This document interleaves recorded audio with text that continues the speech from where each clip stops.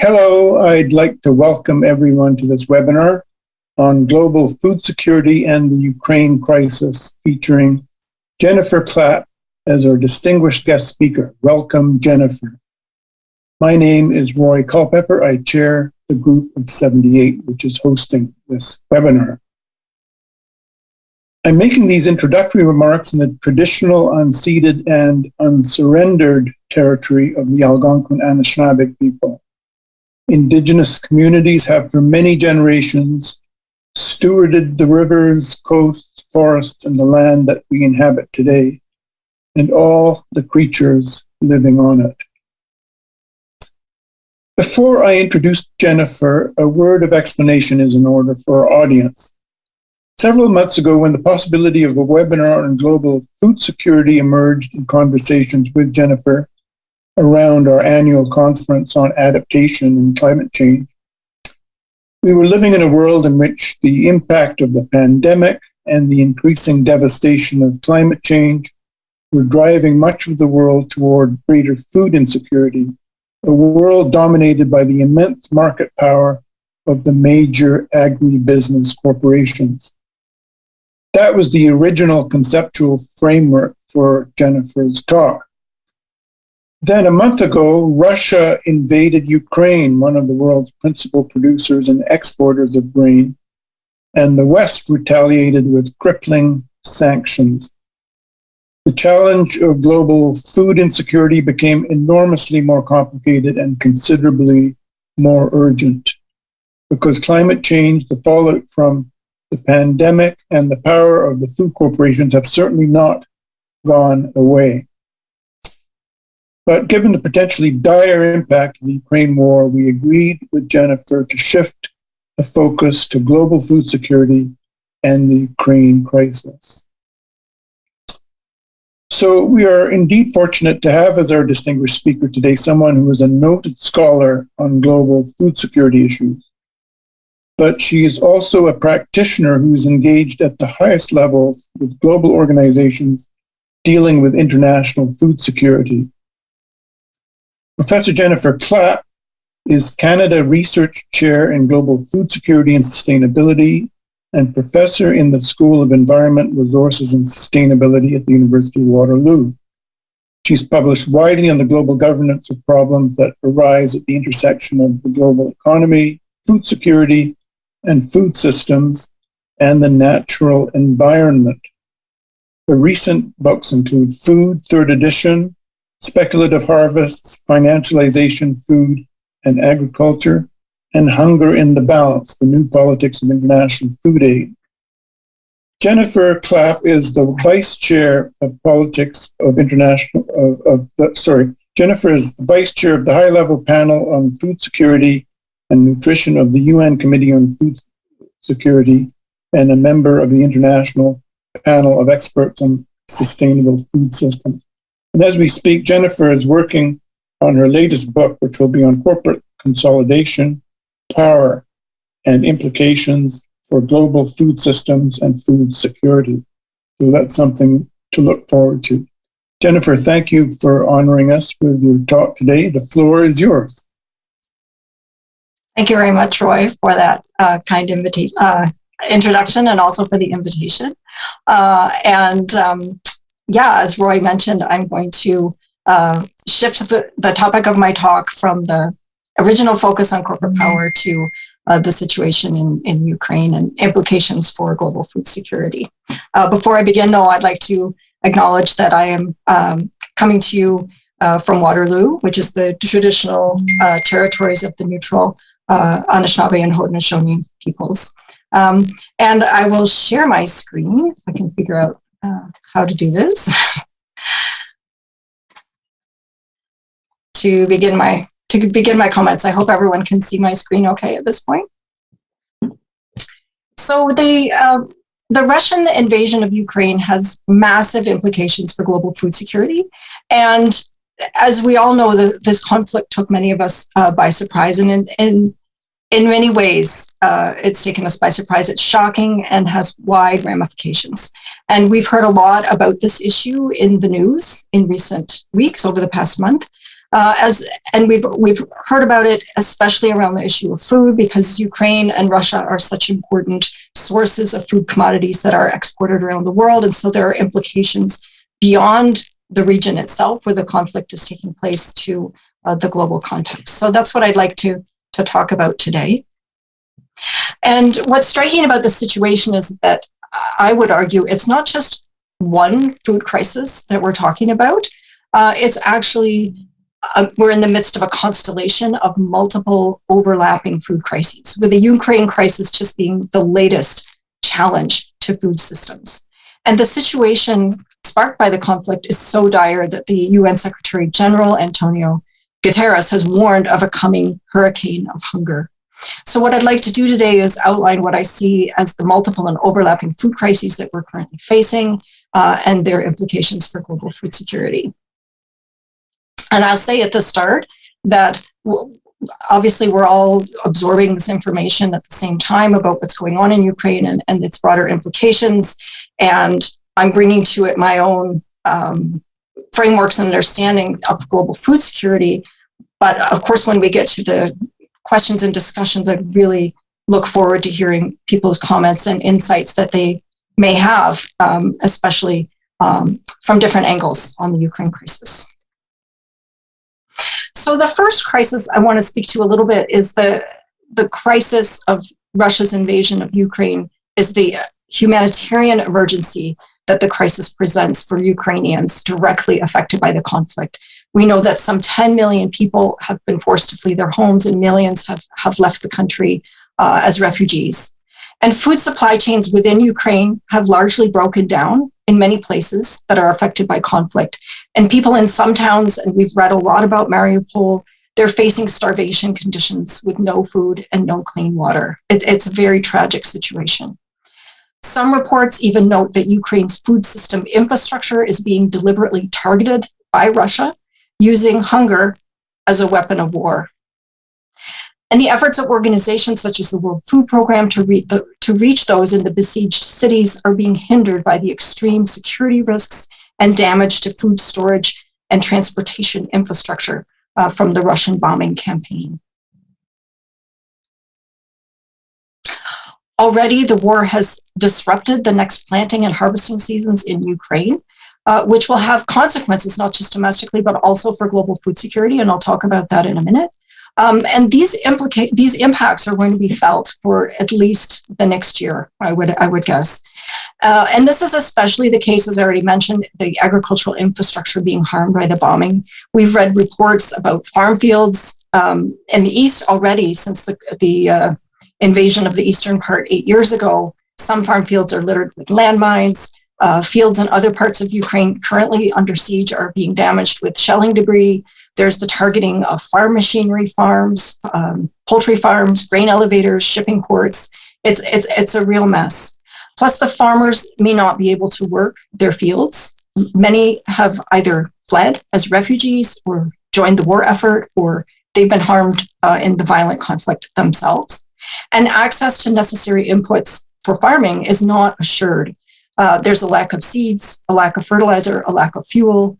It's estimated that at least 30% and perhaps as high as 70 to 80% of the fields will not be sown this year, according to recent surveys that were outlined in a recent FAO report. So it's a very dire situation with respect to both the humanitarian crisis, but also the agricultural infrastructure of Ukraine itself. But this is just one part of what I see as multiple and overlapping crises. And we've heard a lot as well about the broader impacts. But I did want to just stress as well that these kinds of challenges being experienced in Ukraine are already a reality in many other countries that are also facing conflicts and violence.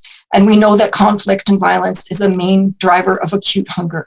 So the latest Hunger Hotspots report, it's a report published jointly by the World Food Program and the Food and Agriculture Organization. They note that 65% of the people who are acutely food insecure reside in countries where conflict is the main driver of hunger. And on the interface classification scale, of hunger, which rates from 1 to 5, with 1 being minimal impact to 5 being famine conditions, This report notes that 161 million people as of January were already facing level 3 or worse, where urgent action is required. And after the start of the conflict in Ukraine, the World Food Program now estimates that the number is higher, more like 276 million people facing crisis levels of food insecurity.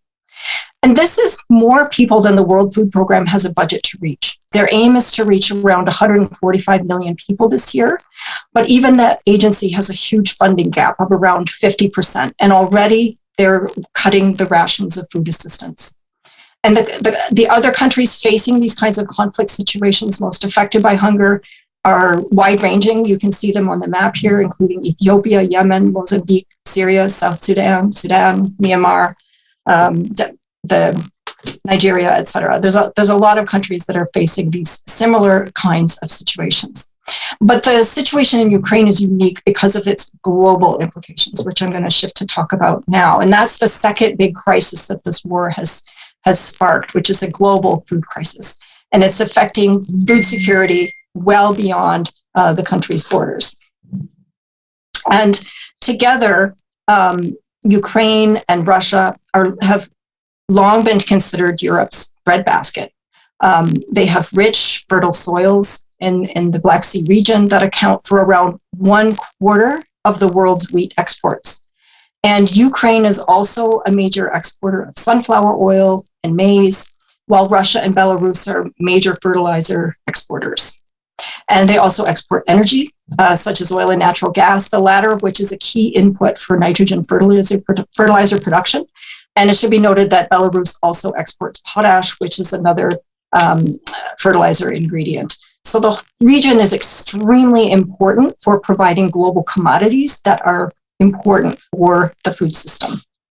So between the blockage of the major ports and the crippling sanctions imposed on Russia, the countries reliant on the region's exports have been left largely empty-handed.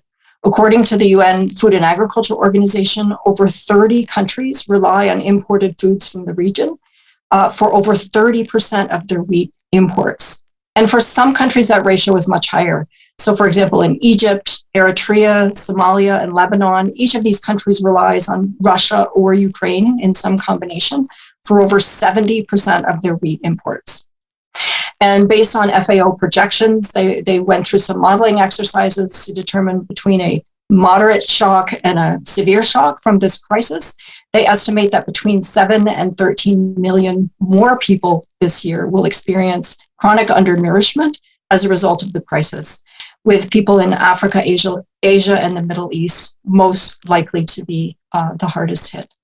And I should stress the people who are most likely to be hardest hit are also the poorest segments of society in these regions, often those with the least agency within food systems, vulnerable, marginalized people, often people with who are small-scale producers themselves, perhaps, women, etc. Now, this crisis is all the more tragic because by early 2022, even before the hostilities began in Ukraine, food prices were already at record highs. They had already surpassed the peaks that were reached in the previous food crises in 2008 and again in 2011 and 12 that contributed to widespread food riots and triggering of the Arab Spring uprisings. These dynamics have driven up the price of wheat and other food grains since the start of the conflict, which have now reached even further high record levels following the launch of the war. Wheat prices, for example, jumped by over 50% at one point in early March, and the levels are still very high. Now, we should expect some degree of food price turbulence due to the conflict, especially because Russia and Ukraine are major food commodity exporters, as I've mentioned. But global grain stocks, it's important to look at global grain stocks, and we know that they've been fairly steady in recent years with around 30% of production held in stocks at the end of the season each year. Now, this level of 30% of this, what's called the stock-to-use ratio, it's not that the grain bins are overflowing, but it's also not a complete disaster. It's somewhere in the middle. And so there's a lot of analysis out there saying there is wheat around, there are grains around that could conceivably make up the shortfalls from the disruption to the trade in the Black Sea region. It's just a matter of getting it to where it needs to go. But we have seen these particularly dramatic price increases, and I want to take a minute just to talk a little bit about what some of the factors are that might be driving the particularly sharp spikes in food prices. And the first point I wanted to mention is the concentration of markets for key staple grains. So as I already noted, together, Russia and Ukraine account for over 25% of the world's wheat exports. They also account for around 18% of the world's maize exports. And that's not to mention the importance of the region as a supplier of vegetable oil, sunflower oil, which is quite significant as well.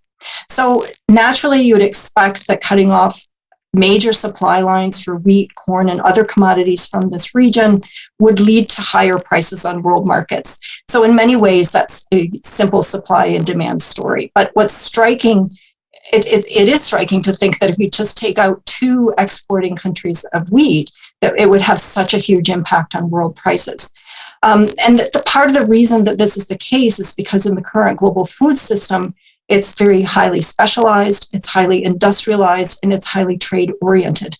So, in fact, we only have a handful of countries that produce these grains for export markets, which makes the global supply chains for these commodities very narrow, very rigid, and very vulnerable. So, according to USDA data, just 8 countries account for over 90% of the world's wheat exports. So it's really just a handful. And just 4 countries account for over 80% of the world's maize exports. So that's a really high degree of concentration in terms of regions supplying these key staple grains. And if you add to that the fact that just 4 companies control around 70% or more of the global grain trade, you see it's a picture of a really highly concentrated system. And it's true that many countries around the world do produce these crops of maize and wheat, for example, for domestic consumption, but most countries are not producing enough to meet all of their own needs. So they must buy their what they need on top of what they produce from these concentrated world markets.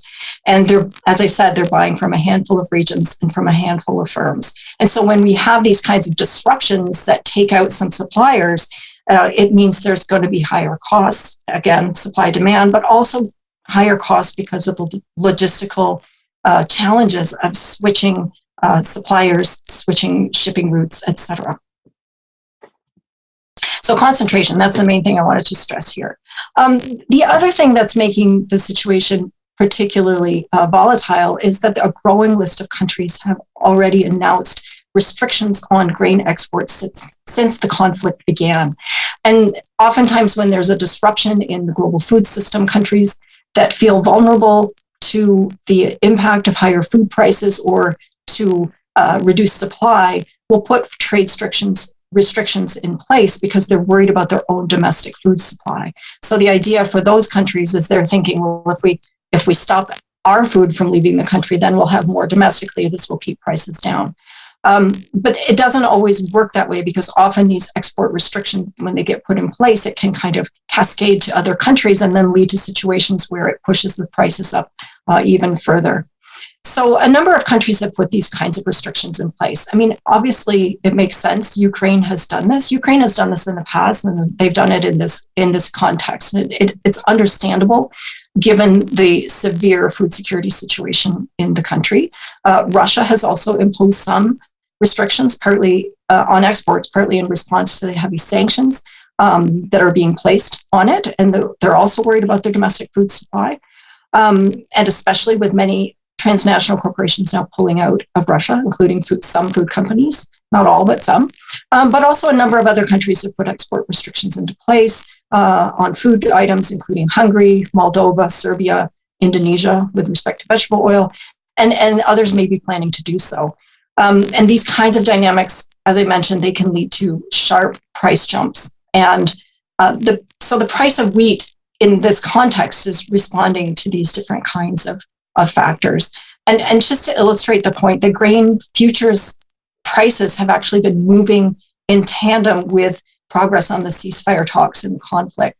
So in recent weeks, whenever it seems like there's a positive outlook with respect to negotiating peace, the price of wheat tends to fall. And then when it looks like the talks kind of halt, then the wheat price goes back up, and it's been tracking it pretty tightly. So even today, I just checked just before this talk began, and we saw in the headlines that the peace talks are resuming, and the price of wheat and maize are down today already 3%. So there's that relationship there. But a third factor I wanted to bring in is this question of speculation on commodity futures markets that may be exacerbating food price rises. And I bring this up because in the 2008 food crisis, financial speculation on commodity markets played a role in amplifying the volatility of food prices. And it's a complicated issue. It's also a very controversial issue. But it's important to note that commodity futures markets, they rely on both hedgers and speculators to operate. And the problem is when there's excessive speculation on these markets that can make upward swings in prices even higher than they would have been from supply and demand conditions alone. And it's really hard to say at this point the extent to which speculation is playing a role in the food price spikes that we've seen in recent weeks. But there are some signs that it might be playing a role. And I just want to briefly mention what they are. I mean, one sign is that there's actually been increased investment in commodity futures and commodity-linked investment funds since the conflict began. So there are a number of commodity index funds and exchange-traded funds that trade in food commodities.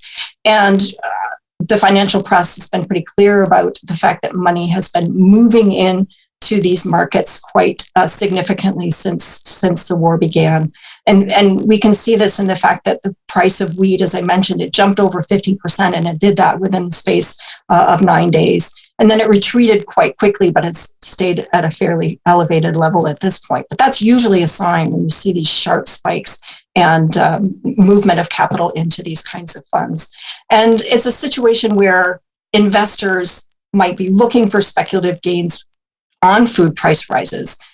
So with the stock market, not doing very well during the course of recent weeks, some investors have shifted their money into these other kinds of investment funds. The Financial Times had an article last week. I don't know how many of you might have read it. It was about how to invest in food commodities to take advantage of rising food prices, while saying you might want to keep these. If you do invest in the sector, you might want to keep it quiet because people are biased against speculators. But if you want to do it, here's how you do it. So this kind of an indicator that this is obviously on the minds of some investors. And another sign that there is potentially speculation going on is the fact that there was dysfunction in the markets last week and the week before, where when the wheat price really shot up high, there were some grain elevators unwilling to buy forward contracts from farmers. And this was a sign of dysfunction in the markets where the traditional buyers of these kinds of futures and forward contracts were worried that the price was overinflated beyond what it should be. So those are all signs that speculation may be playing a role. And it's something we should be keeping an eye on because it just exacerbates already difficult situation. So it's low income, food import dependent countries are the ones that are hardest hit by these food price increases caused by the conflict in Ukraine. And it's the poorest segments of society in these low-income countries that are usually the hardest hit. A recent FAO report notes that the poorest segments of society in low-income countries spend over 60% of their income on food. And so even the smallest price rises are going to be devastating, as I mentioned before, for the most vulnerable people. Though people everywhere are being affected by higher food prices, especially those who are living paycheck to paycheck. And I've also read in the press, how some argue that, well, higher prices can be good for farmers. It'll spur a supply response. It's all going to work itself out. But this is not in any way guaranteed. Part of the reason it's not guaranteed is that the prices of inputs are actually going up just as much, if not more, than the prices of the food grains. And this puts pressure on farmers to, they're not necessarily going to increase the amount of land that they cultivate because their input costs are going to be so high. And even before the crisis began, many farmers were complaining that input prices were higher than what they were getting in returns from their grain. And this is a situation in many countries, including in Canada. It's not clear the extent to which farmers are going to increase their land under cultivation. But we also have to be careful about that practice anyway, because a lot of land has been taken out of cultivation and for conservation purposes and to protect biodiversity. And we want to ensure that we don't just, go into this extensification of agriculture in response to this crisis that could cause further environmental damage. So it's a difficult situation for many reasons. Now, the third crisis in this overlapping series of crises is the pandemic hunger crisis. And this has been going on in the background. The Ukraine conflict arose on the heels of COVID-19. But again, we know the pandemic isn't over, even though we're lifting restrictions left, right, and center.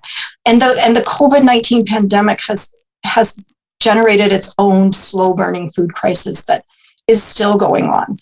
We know that the pandemic was a major contributor to the increase in the number of hungry people in 2020.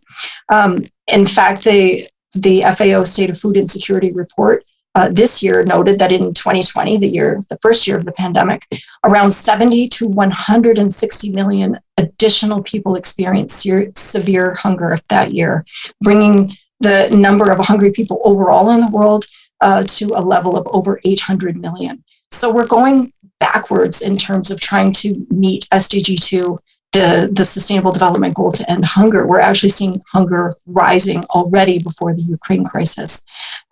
Already, we saw around 2.37 billion people, that's 1 in 3, facing food insecurity at a moderate or severe level. And that was an increase in 2020 of 320 million people more than in 2019. And many countries have already depleted their capacity for social protection spending because of the pandemic, which makes it difficult for them to respond to the food price increases right now generated by the Ukraine crisis. And the crisis of the pandemic also highlighted the precarious nature of food system livelihoods, and many who faced increased hunger and economic hardship because of the pandemic were often food system workers themselves. So the pandemic was an extremely important dynamic that was going on in the background when the Ukraine crisis hit. And we know that as far as the pandemic itself, there were many channels through which the virus impacted food security, and adding the Ukraine crisis with higher food prices and violence, et cetera, only makes matters worse. And then the fourth crisis I want to mention is the environment and climate crisis, which is the backdrop to these other crises. The climate and environment are inextricably entangled with food systems, and the war in Ukraine is only situated to make the situation worse. And we know it's a two-way relationship. Food systems, for example, account for between 21 and 37% of greenhouse gas emissions, according to the IPCC, while a changing climate has a negative impact on agricultural yields, especially in the global south. And the industrial food production system further damages biodiversity, utilizes massive water resources while eating up enormous amounts of energy, including fertilizers, which are a huge source of nitrogen pollution, nitrous oxides, and greenhouse gases. And the crisis in Ukraine has actually been a real wake-up call about the world's excessive reliance on energy-dependent nitrogen-based fertilizers. This is really important. The levels of use of these kinds of fertilizers have really ballooned in the last 60 years, meaning that there's been a massive amount of energy used to produce them because they rely on natural gas.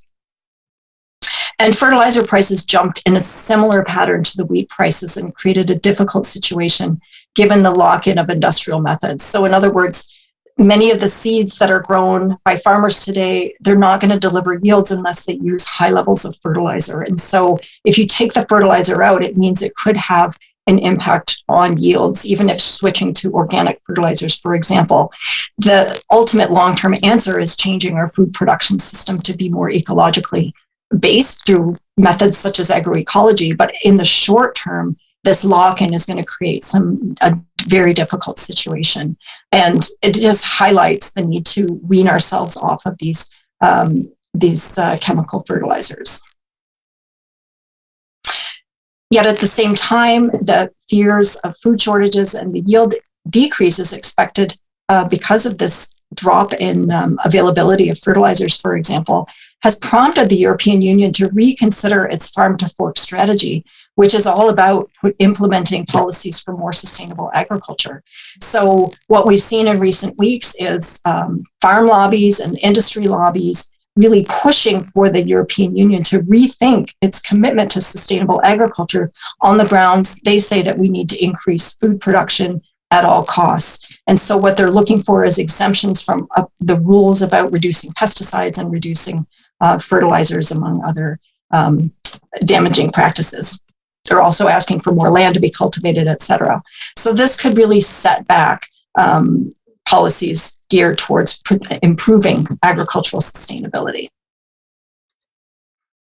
So the war in Ukraine is, my main argument here is that it's laid bare for all to see that that there are multiple and overlapping food crises, and these food crises thrive on the complexity, fragility, rigidity of the current hyper-specialized and globalized organization of global food system.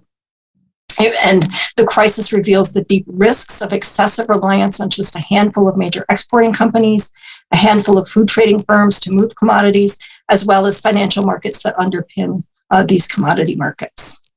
So it's a right mess, and I really apologize for being so depressing about the nature of all of these crises. But I think it's important for us to understand that there are multiple sets of dynamics going on that are really exacerbating the situation. And while the actors that dominate in this global food system claim that that system, which is hyper-specialized, based on extensive long distance supply chains, et cetera, they often emphasize that it's more efficient to organize food systems that way, which ultimately makes food more affordable for all. But we have to question that efficiency when we see increasingly frequent crises producing results that are the exact opposite, where we see food prices shooting up and the poorest and most marginalized populations bearing the costs. And meanwhile, this system, while we're seeing these increasing frequency of crises, it's relying on organizations, humanitarian organizations such as the World Food Program, to pick up the pieces when things go wrong. Yet that organization, the World Food Program, and other NGOs that work in this area remain woefully underfunded and dependent on fundraising campaigns. And I would argue we can't base our food systems on a model that is prone to frequent breakdowns and expecting others to pick up the pieces. So I'm going to turn now to talk about policy implications. And there's been a great deal of talk in recent years about the need to transform our food systems. And I would argue we urgently need to move beyond that talk and start actually working towards building more resilient and diverse food systems, rather than lurching from emergency to emergency and using these episodes as an excuse to push for the same kinds of structures and practices that got us into the situation in the first place. The current crises demand action on multiple fronts. And in the short term, a number of things do need to be done. One is that it's vital for the global community to provide food assistance to those in Ukraine suffering from hunger because of the conflict, as well as others facing conflict in other countries. And that funding, really it's important to fund the World Food Program, which is already undertaking efforts to reach those most affected. The World Food Program estimates that its funding requirements are at nearly $600 million to feed those in Ukraine and neighboring countries right now.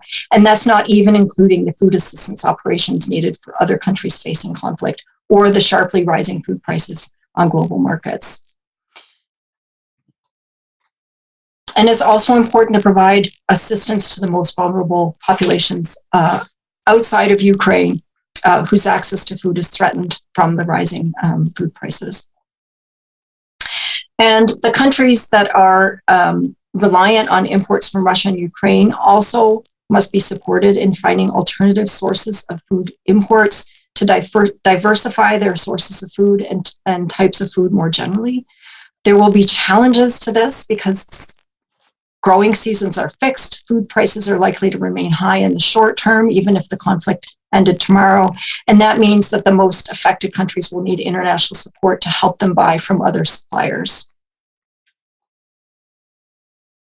Countries that rely on, countries also must be diversifying not just their sources of inputs, but also their own production. And countries that grow grain should refrain from the temptation to impose export restrictions, which could further drive up food prices.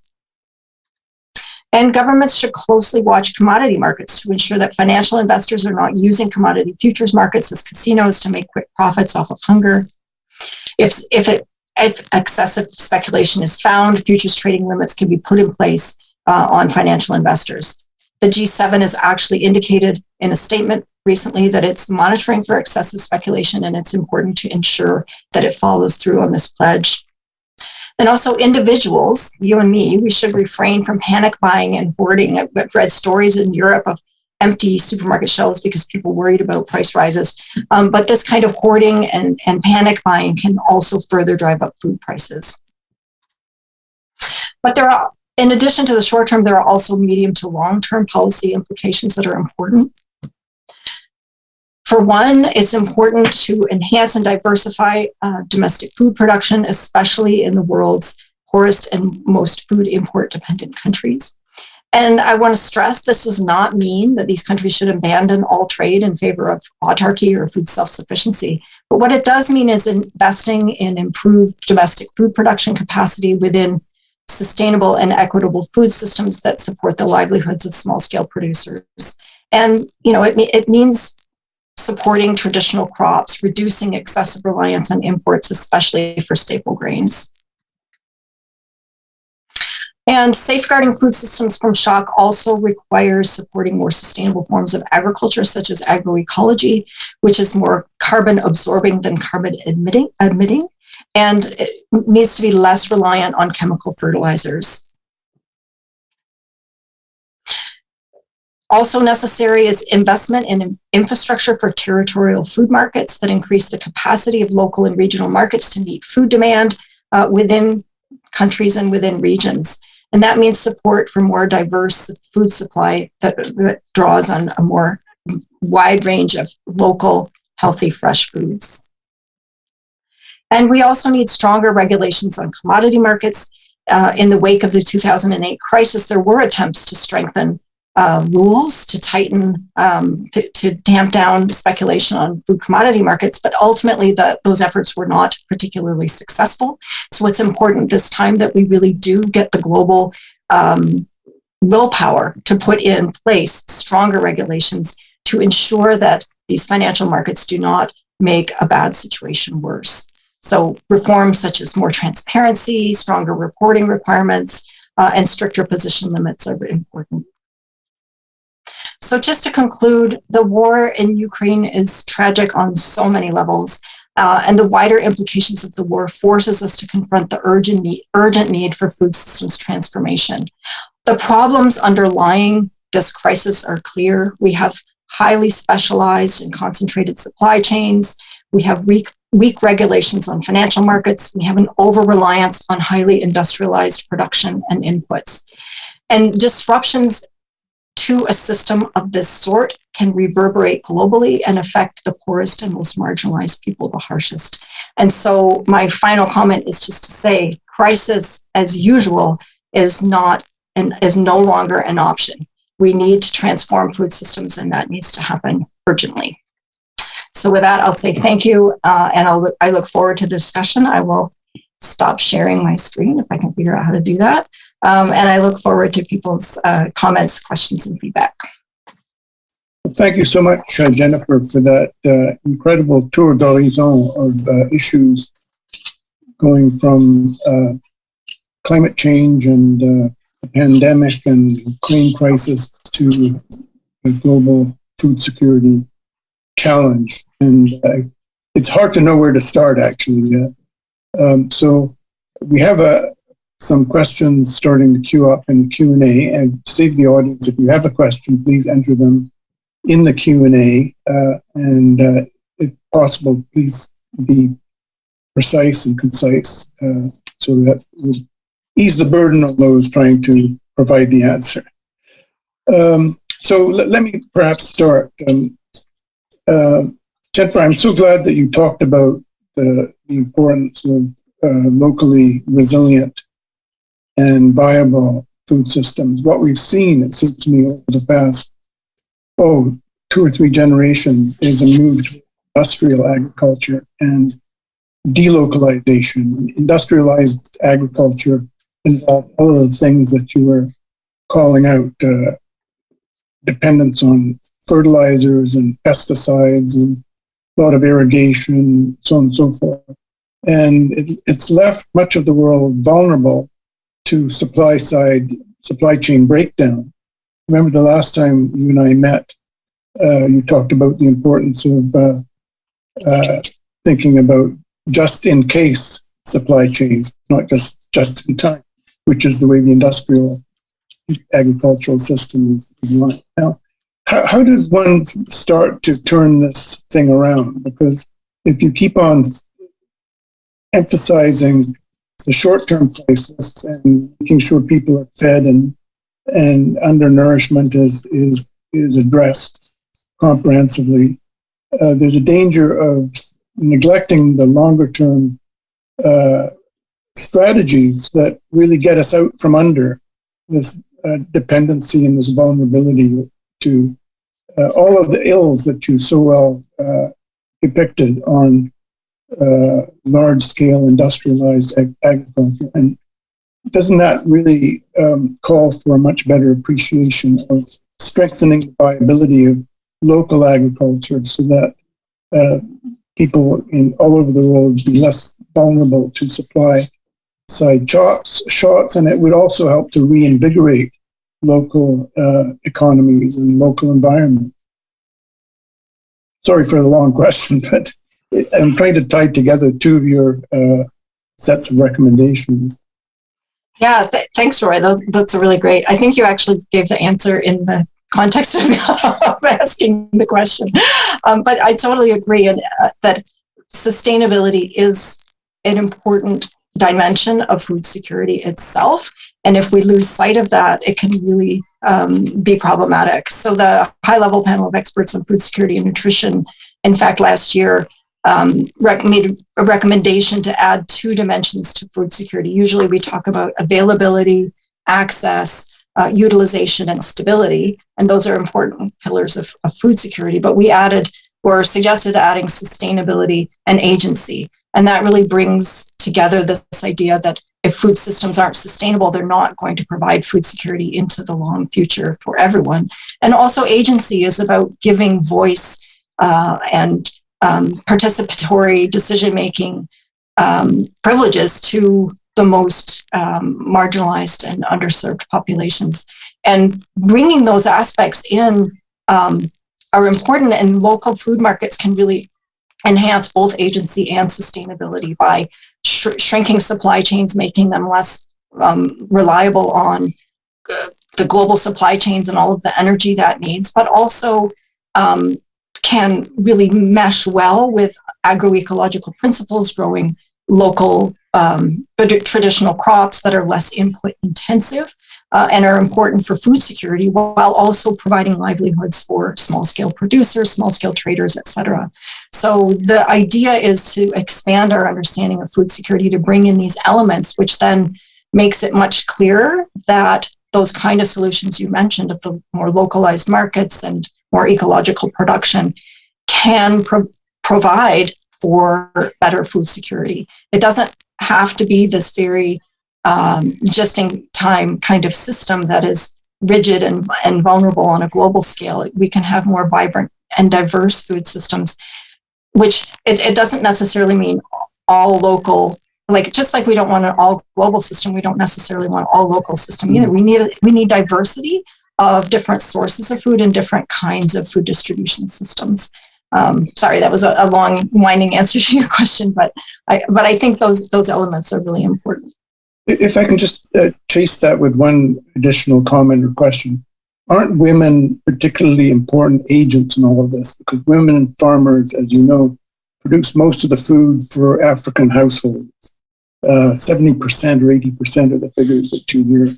But women in Africa have fragile, if any, rights to access to land or rights of ownership of land. Don't we need to give women more agency in solving these issues? Exactly. I couldn't agree with you more, Roy.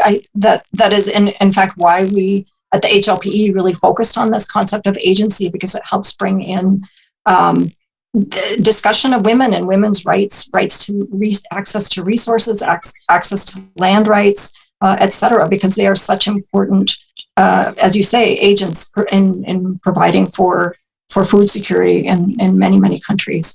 And we need to recognize that. And so definitely gender is extremely important in this and food system transformation. Thank you for that, Jennifer. Let's go to our questioners. Lawrence Cummings says, he thanks you for the excellent, if chilling, presentation.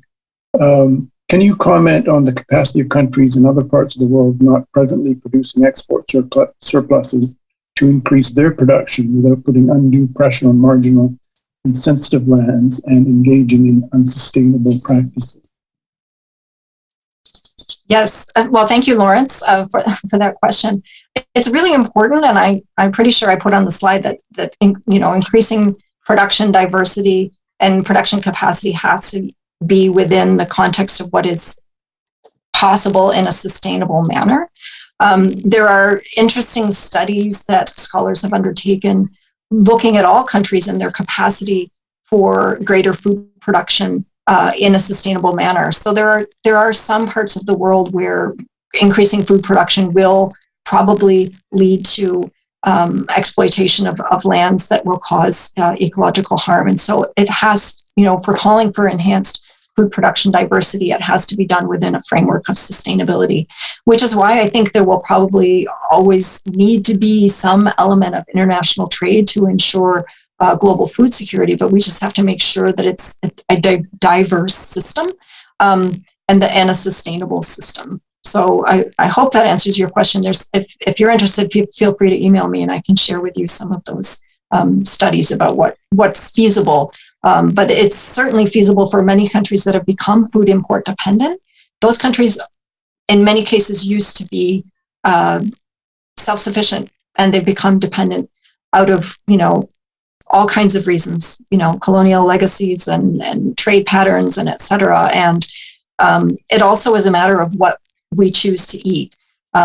Obviously, some parts of the world are not well suited to growing wheat. So if you're going to stop buying wheat from the 8 countries that are the dominant suppliers, you don't necessarily want to be promoting wheat consumption. You want to be promoting more traditional crops and local production. Thanks. Okay, I'm going to combine the next 2 questions. Richard Armston would like you to expand on your original topic, which was corporate concentration and food security. And Jim Thomas thanks you as well, but asks how the big grain traders are using or reacting to the impact of the Ukraine war. Right. Well, these are really great questions. And I apologize, my cat's crying outside my door. I hope you can't hear it. The big grain companies and also the agricultural input companies have made decisions to some extent scale back their operations in Russia, but not necessarily pulling out completely in response to the crisis. And Cargill, for example, has said they don't want food to become a weapon of war, and therefore they don't feel right completely pulling out of the region because its significance for the global food supply system. So it's interesting, the role of the corporate actors. Most of the traders have basically stayed in or stayed quiet about their operations. And Bayer has continued to supply inputs to the region to the extent that they can. But from my understanding is that it's been very difficult to provide inputs in Ukraine itself because of the security situation. So, and then the other part of the question I'm looking at on the screen there is, how does corporate concentration underlie some of these crises that I've been talking about. And I think it's really important that the highly concentrated nature of the trading and supply system itself is very influenced by the dominant corporations and the industrial food system as well. The whole industrial production model has it. This is part of the book that I'm researching right now, is that fertilizers, pesticides, seeds, machinery, all of those sectors are highly dominated by just a handful of companies. And it's come to the point where those companies are actually shaping the innovation, the solutions, going forward. So because of the lock-in of the industrial system, we're basically kind of tethered to the solutions provided by these companies within that industrial model. So it's important to break past that by either putting corporate power in check and also more public resources going into research and development for alternative agricultural models, such as organics and agroecology, et cetera. These kinds of alternative agricultural production models receive just a tiny fraction of public research and development funding, and putting more effort into that would be really enormously important to sort of break away from the sort of corporate solution to these kinds of problems. I hope that answers your question. And if anyone wants to talk more about that, I'm happy to share articles and et cetera. Okay, Marcus Morgenthaler is asking about policy options to reduce demand for cereals in industrialized countries by reducing consumption of animal products and shifting towards more plant-based diets. Do you have any comment on that? Yeah, I don't research that particular angle myself, but I've read about and saw a recent presentation on how just reducing, in the context of this existing crisis, reducing consumption of meat and dairy products is extremely important, because it will take a huge chunk out of that demand for those grains, because a lot of the world's grains that are traded globally are going towards livestock feed, and obviously shifting the foods we eat away from these kinds of particular staple grains like soy, wheat, and corn, and into other food items is really going to make an important difference. And it's also healthier to have that more diverse plant-based diet. So yeah, I'm all for moving in that direction. Okay, we have a lot of questions. I don't know if we'll be able to get to them all. Thank you for our audience for submitting them. We'll do our best. Shane Roberts talks about climate evolving across different geographic regions, so approaches to production, including varieties of crops and breeds of livestock, will also need to evolve to make them more resilient to the local climate. Do you have any thoughts? Another agronomical question for you. Sorry, I'm just reading the question again here. Yeah, I mean, obviously, I think we do need crop varieties that are suited to their local agroecological systems. And that implies more localized food systems and more regionally specific crops for both the protection of ecosystems as well as for dietary diversity. I agree that needs to happen if we want to have more climate resilient agriculture and food systems. Okay, Paul Hagerman thanks you, Jennifer, and says several years ago when Canada shifted its commitment to global food assistance from tonnage of grain to dollars, there was concern about what would happen when food prices rose. Now that is happening, we see that Canada's dollars buy less food and feed fewer people. Is there a case to be made that Canada should tie its food assistance to the price of food? Thank you, Paul. That's a great question. Paul and I have had lots of good conversations about Canada's food assistance policy.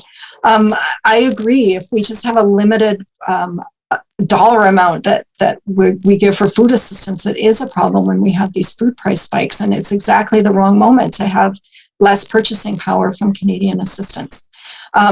So I agree that linking the amount that Canada gives to current food prices is a good idea.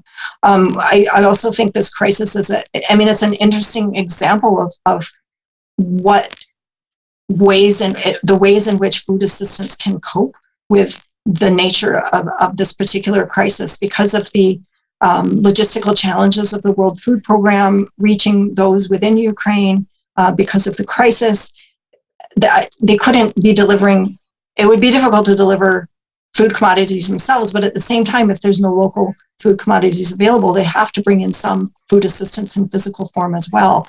But from what I understand, the World Food Program has been doing cash vouchers and other kinds of transfers to help people access food within the country and also to bring in food supplies where needed. But that assistance that can be given by bilateral donors can really be helpful for the World Food Program to acquire the food it needs to get it either in physical form or in the form of vouchers to where it's needed the most. Thank you, Paul. Jennifer, can you stay a few minutes longer? Can we stay, say, 10 minutes longer? Sure, yeah. Questions. Sarah Martin asks, what is the relationship between corporate concentration, especially of the ABCDs, if you can translate that, and specialization and reliance on a few countries for grain exports? Do you have a sense that there is a relationship there? Thank you, Sarah. So the ABCD, and Sarah's a former PhD student of mine, so I know Sarah well. The ABCD stand for the big four grain trading companies that I mentioned. That's Archer Daniels Midland, Bunge, Cargill, and Louis Dreyfus Commodities. So that we typically refer to them as ABCD. And they control a huge chunk of the global grain supply. And I guess you're asking whether this specialization within different countries is related to the concentration in the firms. And it's a really good question, Sarah. And I've been thinking about that a lot the last, since this conflict erupted. And I think there obviously is some relationship there because these grain trading companies are often contracting directly with farmers as originators of these crops because they know they're going to be selling them on global markets. And so they're clearly working with farmers in the regions of the world that they feel are most suited to large-scale industrial production. So we know that Ukraine and parts of Russia have, vast tracts of land similar to what we have here in Canada that are suitable for growing wheat, similar to what's going on in the plains in the United States as well, and in the other grain producing countries. And so that's definitely where the grain trading companies are operating the most. And so there's some linkage there. And I think that would be a great further research project to document exactly how those different concentrations of geographical supply and the corporations link up. Thank you. Okay, Paola Termine is asking you to give us some reasons for hope. Do you think it would be possible that among all the negative impacts, there could be some positive indirect impact for food security and food systems, if not immediately, at least in the medium term? For example, a structural reduction in food losses and waste. I think this questions were asked by another person later, considered quite substantial in some countries in North Africa, or a widespread realization that local and territorial food supply chains are more resilient. So, reasons for hope. Yes, thank you, Paola, and thank you for reminding me to not be so focused on the tragedy going on in front of us, and it is tragic. But I agree with you that that this crisis itself is likely having an impact in many countries and governments around the world, thinking about to some extent of reterritorialization of food markets, and also addressing those problems of food waste, as you mentioned, and support for hopefully for more ecological production. Though what we're seeing in the EU is a bit worrying about sort of backing down in the face of industry pressure to get rid of some of those environmental initiatives in the name of productivity. But I think generally the crisis has reminded us, because of the many crises that are going on at the same time and in sequence, that it's important. It's leading to an important realization that the current organization of the food system is not feasible, and it needs to change. And so I do have hope that it will lead to that realization of the need to change diets, to reduce waste, and to re-territorialize and promote ecological production. That's the vision many people have for that transformation, and it does need to happen. Okay, Bob Garthson, is concerned about CropLife's efforts to take over the FAO's agroecology program. And he finds this is reflective of corporate regulatory capture and government compliance, something that Bruce Campbell, one of our colleagues, has been working on. So this is an interesting comment because it speaks to what's going on inside these UN agencies. How can we respond to these pressures? Yeah, that partnership is interesting, and there are a lot of NGOs concerned about it and working on efforts to raise awareness of that partnership, but also to call for stronger rules on conflict of interest. But it speaks to a bigger problem, which is the extent to which international organizations increasingly find themselves under-resourced and feeling like they need to engage in these kinds of partnerships with corporate players that can provide funding for them. And I think, it's for me, it's a concerning development.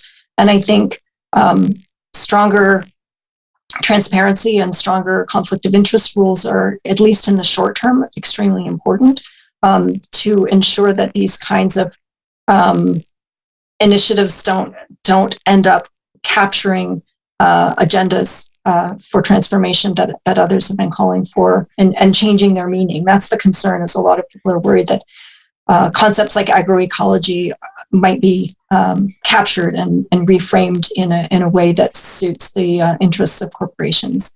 So it's important to ward against that kind of a development. And I guess we'll see where that ends up. But I think it's a great question and important to raise it, because it's happening not just in this context, but in many contexts. Okay.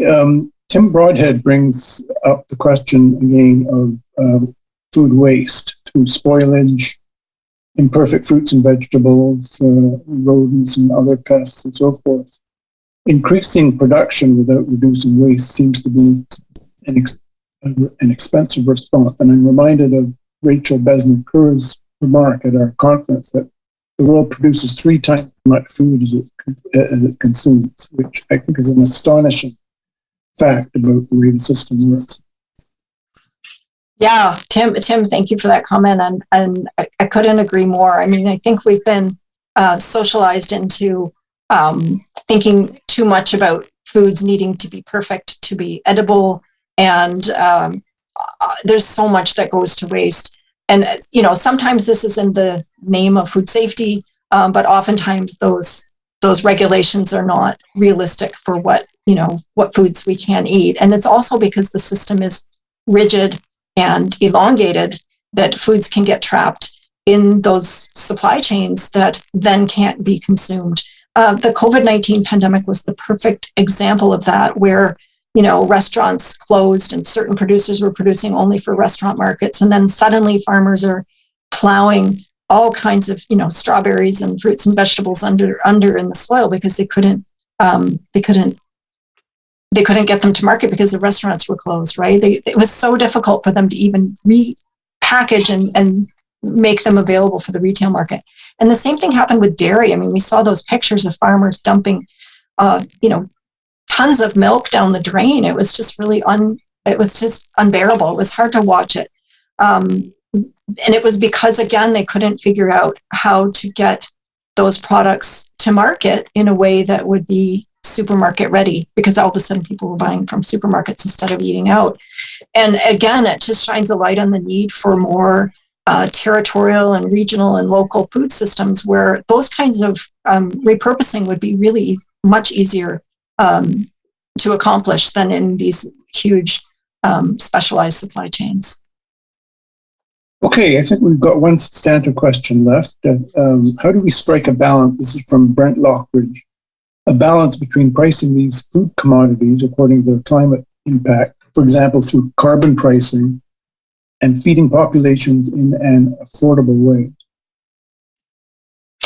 Yeah, that's a really great question. And I think it's important to think about that question in terms of if, because so many factors are at play in trying to make food commodities affordable for people. And that means people need to have livelihoods that support them in being able to purchase foods. And that means having food system livelihoods that actually work. But so much of the way these concentrated and specialized food supply chains operate is that they're often paying poor wages to food system workers. They're not, small scale farmers are not, they're being outcompeted by global subsidies and et cetera. So if we're going to have climate resilient food systems such as an agroecological system, it needs to go hand in hand with a different kind of distribution system that provides decent livelihoods. And that makes those foods then become more affordable for people if they have decent livelihoods. So a lot of it is about improving equity at the same time that we improve production systems themselves, which helps us then to achieve both of those goals. But thank you. It's a great question because it's a very it's a complicated issue that has a lot of moving parts, but I think it's definitely possible. Okay, Sarah Martin expresses her gratitude once again. Thanks you for being super helpful about the grain traders, exports, and specialization. And to that, I'd like to add thanks from the group of 78 and all our participants, I'm sure, for weighing into such a potentially dire set of issues with lots of glimmers of hope, I have to say, both as to what could be done in the short term as well as the medium to long term. And talking about really important issues such as agency, which we don't actually hear much about when talking about these big picture geopolitical types of issues. So, Jennifer, thank you for enlightening us and for giving us those glimmers of hope, as well as telling us about what's going on and why, but as well what we should be thinking about doing about it. And looking forward to your book. And as soon as it's out, let us know, and we'll plug it for you.